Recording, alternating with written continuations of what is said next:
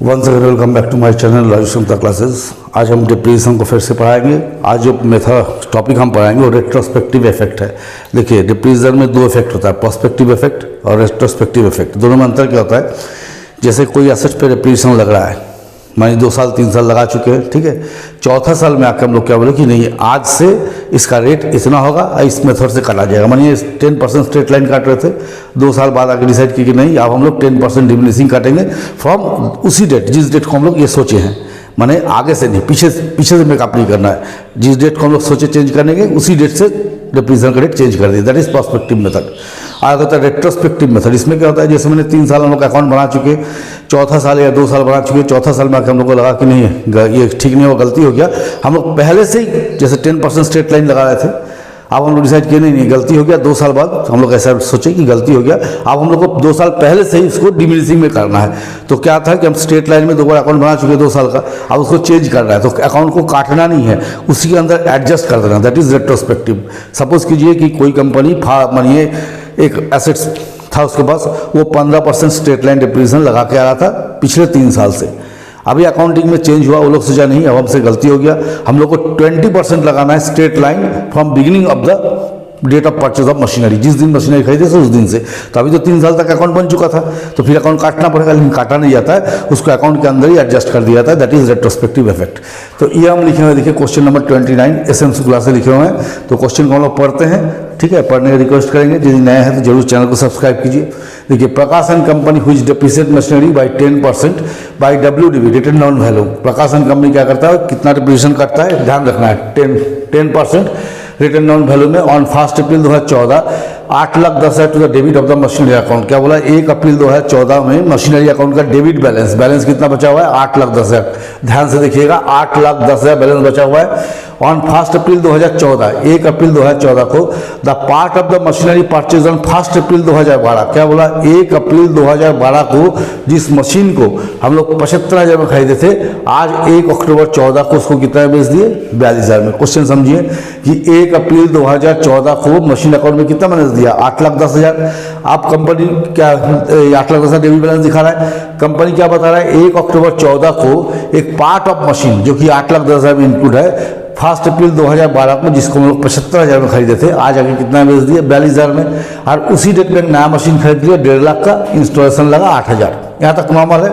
आप यहाँ पर ध्यान दीजिए, it is decided to change the method of depreciation from WDV to SLM। क्या बोला कि लोग डिसाइड किया कि नहीं हम लोग से गलती हो गया, हम लोग अब रिटर्न डाउन वैल्यू नहीं काटेंगे, हम लोग स्ट्रेट लाइन काटेंगे विथ इफेक्ट फ्रॉम 1 अप्रैल 2012 से। मानी 1 अप्रैल 2012 से हम लोग क्या करेंगे, मेथड को चेंज कर देंगे। अभी तक हम लोग क्या काटते आ रहे थे, WDV that is return down value. अभी क्या काटना है, SLM स्ट्रेट लाइन मेथड। तो 2 साल तो हम लोग काट चुके हैं ना, तो हम लोग चलिए क्वेश्चन को स्टार्ट करते हैं। तो शुरू में देखिए कैसे लिखेंगे। मानी इस जगह हम लिखते हैं let value of machinery be 100। मान लीजिए 100 है, तो लेस डिप्रिसिएशन 1/4/12 से 31/3/13। क्या किस मेथड से बोला था, डिमिनिशिंग से 10% काट लेते हैं, तो 10 मान इस मशीन में कितना बचा, 90। फिर लेस डिप्रिसिएशन 1/4/13 से 31/3/14। मैं यहाँ पर कहाँ का बैलेंस दिया हुआ है, 1 अप्रैल 14 का। तो 90 पे 10% काट लीजिए, 9। तो बैलेंस ऑफ मशीनरी कितना हो गया, बैलेंस ऑफ मशीनरी 81%। माने जो मशीन हम खरीदे हुए हैं, ये जो 8,10,000 रुपया दिखा रहा है आपको, ये कितना परसेंट बैलेंस है, 81%।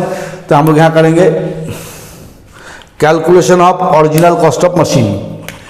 Calculation of original cost of machinery which balance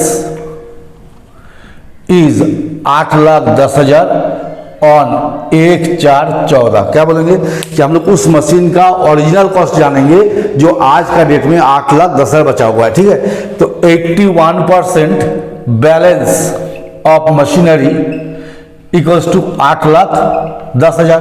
तो therefore total value of machinery, total value of machinery कैसे निकालेंगे, 8,10,000 इंटू 100/81, तो दैट इज कितना हो गया 10 लाख, ये हो गया। तो ओरिजिनल कॉस्ट ऑफ वैल्यू कितना हो गया, original cost of machinery on 1/4/12 को आपको खड़ा हो गया 10 लाख, ये हो गया। आप क्या बोला है कि एक मशीन 1 अप्रैल 2012 को जब 75,000 में खरीदी था, आज उसको बेच दिए, तो less value of machine sold, value of machine sold, कितना मशीन बेच चुके हैं 75,000 का, तो मेरे पास रिमेनिंग बैलेंस कितना हो गया मशीन का, रिमेनिंग ओरिजिनल कॉस्ट कितना रह जाएगा 9,25,000। अब हम लोग यहाँ क्या करेंगे, कैलकुलेशन ऑफ प्रॉफिट और loss on sale of machinery, calculation of profit और loss on sale of machine, ठीक है। तो ये मशीन जो आपको 75,000 का सेल हो रहा है, ये भी कब खरीदा गया था 1 अप्रैल 12 को, तो इसका भी 81% बैलेंस बचा हुआ है, तो 81% वैल्यू ऑफ मशीन सोल्ड, चलिए निकालते हैं। ये 75,000 भी आपको 12 का था, तो 14 में कितना बैलेंस बचेगा इसका, देख लीजिए 75,000 इंटू 81%, इसका वैल्यू कितना बच रहा है 60,750। ये वैल्यू कब बच रहा है 1/4/14 को। क्या किए, ओरिजिनल कॉस्ट 1 अप्रैल 2012 को था 75,000 रुपया, अभी जो टोटल मशीन में कितना परसेंट बचा हुआ है 81%, तो नेचुरली इसका भी क्या होगा 81% ही बचेगा, तो 81% निकाल दिए, कितना हो गया 60,750। आप जरा देखिए हम कैसे इसको चेंज करेंगे, है ना। यहाँ पर आप लोग देखना है रेट्रोस्पेक्टिव इफेक्ट हम कैसे निकालते हैं, इसको तो यहाँ छोड़ देते हैं, जगह यहाँ करते हैं ना। रेट्रोस्पेक्टिव समझिएगा ना इफेक्ट, मानिए हम यहाँ लिखते हैं WDV रिटेन डाउन वैल्यू, यहाँ लिखते हैं SLM। देखिए 1/4/12 टू 31/3/13, 75,000 का मशीन था, अगर 10% काटे होते पहला बार कितना कटा होता 7,500, फिर 1/4/13 से 31/3/14 ये हम काटे हैं। तो जब रेट्रोस पे डिमिनिशिंग करेंगे तो क्या करेंगे, पहला वाला वैल्यू घटा देंगे, तो यहाँ कितना बच गया 67,500, 10% कितना हो गया 6,750, ठीक है। तो 75,000 देख लेते हैं माइनस 7,500, तो ये दोनों जोड़ने से कितना होता है 7,500 और 6,750। तो हम लोग अभी तक डिप्रीशिएशन काट चुके 14,250। अब वो क्या बोला है कि नहीं गलती हो गया, गलती क्या हो गया कि हमको शुरू से ही काटना था 10% SLM, तो अगर SLM में काटते 1/4/12 से 31/3/13 तक 75,000 का 10% कितना होता 7,500, फिर 1/4/13 से 31/3/14 ये भी काटते हैं हम लोग, ओरिजिनल कॉस्ट में क्या आता है मेन वैल्यू पे काटते हैं, फिर 10% काटते हैं, तो कितना होता है 7,500। तो अभी तक अगर स्ट्रेट लाइन में हम चलते तो कितना डिप्रीशिएशन लगना चाहिए था 15,000, अब कितना डिप्रीशिएशन लगा 14,250। तो डिफरेंस इन डिप्रीशिएशन कितना हो गया, डिफरेंस इन डिप्रीशिएशन खुद देख सकते हैं 15,000 लगना चाहिए था, और अभी तक डिमिनिशिंग के चलते कितना लगा 14,250, कितना डिप्रीशिएशन डिफरेंस आ गया 750। तो हम लोग यहाँ करेंगे लेस डिफरेंस इन डिप्रीशिएशन, कितना डिफरेंस आ गया 750 का, तो यहाँ कितना बच गया 60,000। अब इसको हम लोग कब सेल कर रहे हैं, सेल का रेट क्या है 1 अक्टूबर 2014, तो अभी से क्या लगना है स्ट्रेट लाइन, तो लेस डिप्रीशिएशन फ्रॉम 1/4/14 टू 1/10/14। अभी हम लोग किस मेथड में चलेंगे, 14 से क्या हुआ मेथड चेंज हो गया, अब स्ट्रेट लाइन में आ गए, तो इंटू 6/12 6 महीने यूज किए, तो कितना आ जाएगा 3,750। तो 60,000 माइनस 3,750 कितना आ जाएगा 56,250। और यहाँ कर दिए लेस सेल वैल्यू, कितना में सेल किए थे 42,000 में, नहीं 42,000 में। तो देखिए पहले जो कॉस्ट पुराना बुक होगा ना उन लोगों में क्या होगा थोड़ा सा आंसर में डिफरेंस आएगा, क्योंकि पहला कॉन्सेप्ट ये था कि जो मशीन सेल हो जाता है उसमें रेट्रोस्पेक्टिव इफेक्ट नहीं लगता है, लेकिन अभी का कॉन्सेप्ट में क्या है कि नहीं जो सेल हुआ उस पर भी आपको रेट्रोस्पेक्टिव इफेक्ट दिखाना पड़ेगा। अब हम लोग क्या करेंगे, यहाँ करेंगे रेट्रोस्पेक्टिव इफेक्ट, रेट्रोस्पेक्टिव इफेक्ट। अब यहाँ देखिएगा ध्यान से, जगह कई बड़ा कमी होता है, यहाँ लिखेंगे WDV रिटेन डाउन वैल्यू, यहाँ लिखेंगे original cost, straight line method ना, या SLM। तो देखिए जो मशीन मेरे पास बचा हुआ है वो मशीन कितना का है, 9,25,000 जो सेल कर दी इसको छोड़ दीजिए। तो 2012-13 ये 9,25,000 पर हम लोग 10% डिप्रीशिएशन लगाए थे, तो कितना लगा था 92,500। और 2013-14 में कितना लगा दिए थे, ये 9,25,000 में से 92,500 माइनस कर दीजिए, कितना बचा 9,25,000 माइनस 92,500, तो 8,32,500, 8,32,500। इसका भी 10% हम लोग काटे हुए थे, तो 83,250। अब जोड़ लीजिए प्लस 92,500, माने वो जो 9,25,000 का मशीन है उसमें 1,75,750 डिप्रीशिएशन लग चुका है। अगर हम उसको स्ट्रेट लाइन से करते हैं 10% में, तो कितना लगना चाहिए था 2012-13 में 9,25,000, स्ट्रेट लाइन में तो एक ही वैल्यू पे लगता है, तो 92,500। और 2013-14 में निकालते तो 9,25,000 का 10% 92,500, तो आपको लगना चाहिए था 92,500 प्लस 92,500 कितना हो गया 1,85,000।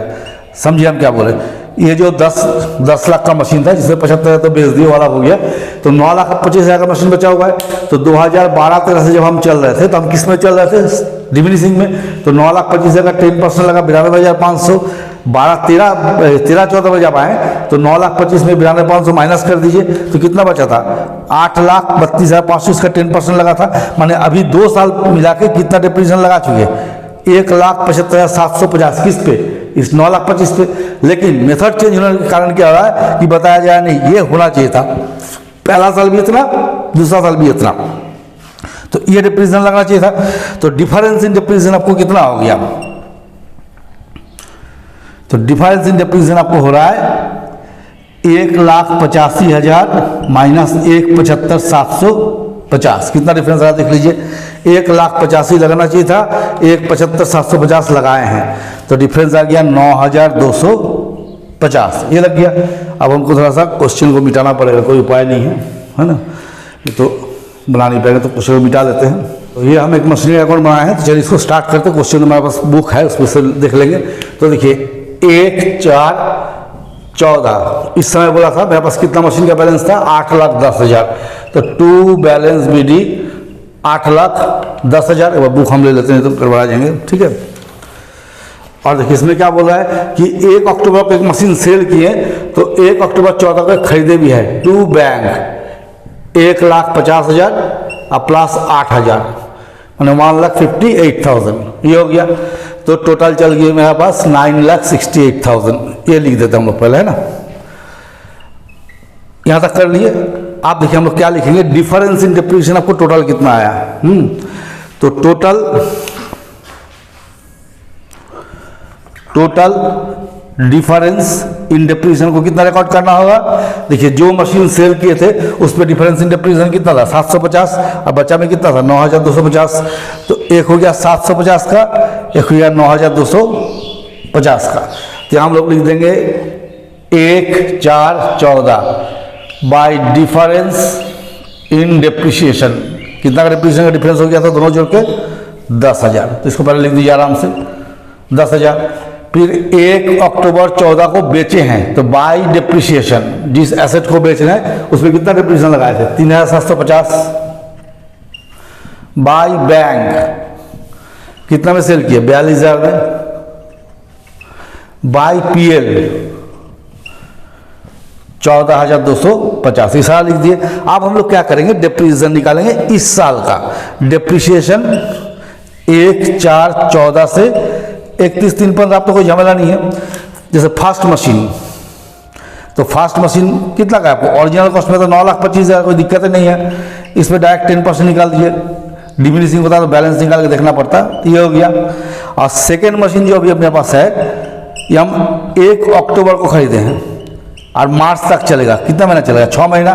तो इसका वैल्यू है 1,58,000, 10% 6/12। चलिए देख लेते कितना होता है 15,800 7,500 कुछ होगा, 1,58,000 इंटू 7,900 हाँ तो मिलियन करता है। तो आपको टोटल डिप्रीसिएशन हो गया ये दोनों जोड़ के 1,04,000। तो 31/3/15 को हम लोग क्या करेंगे बाय डिप्रिसिएशन, बाकी जो एसेट पे कितना लग गया 1,04,000। अब हम लोग देखेंगे मिला कि नहीं मिला, है ना। तो 9,68,000 minus 10,000 minus 3,750 minus 42,000 minus 14,250 minus 1,04,000 797,600 ही आंसर है। तो बाई बैलेंस CD 797,600। जिन लोग का बहुत पुराना बुक होगा वो लोग भी ये जगह जो देखा ना 15,712 रुपया 50 पैसा आएगा अगर हम ये डिफरेंस को नहीं कंसीडर करते हैं, ठीक है। पहले का कॉन्सेप्ट क्या था कि जो एसेट सेल हो जाता है उसको रेट्रोस्पेक्टिव इफेक्ट दिखाने की जरूरत नहीं क्योंकि एसेट मेरे पास है ही नहीं। लेकिन नया कॉन्सेप्ट बोलता नहीं ऐसा नहीं है, आपके पास है या नहीं है आप उसको दिखाइए। तो चलिए ये जो क्वेश्चन बना कर दिखाया आप लोग देख के समझ गए, काफ़ी पेचीदा क्वेश्चन है। इसी के बारे में हम बोल रहे थे कि यही रेट्रोस्पेक्टिव इफेक्ट होता है। रेट्रोस्पेक्टिव इफेक्ट में बहुत दिमाग लगा बनाना पड़ता है, आपको कॉन्सेप्ट एकदम क्लियर होना चाहिए। अब बच्चा लोग क्या करते हैं हम देखते हैं मैक्सिमम लोग तो समझते हैं, देखे थोड़ा सा उसका स्क्रीनशॉट लेकर रख लिए, तो स्क्रीनशॉट लेकर रखने सब समझिएगा थोड़ी, हम जो बोल रहे हैं वो आपको सुनना पड़ेगा कैसे हम इफेक्ट करें। ऐसे लिखा हुआ क्वेश्चन आपको धरा भी देंगे तो समझ में नहीं आएगा। तो चलिए आप लोग अगर सीखना चाहते हैं तो जरूर से पूरा वीडियो को देखा कीजिए, पूरा वीडियो देखिएगा तभी समझिएगा। तो चलिए मेरे साथ बने रहिए और चैनल को ज़्यादा से ज़्यादा सब्सक्राइब कीजिए।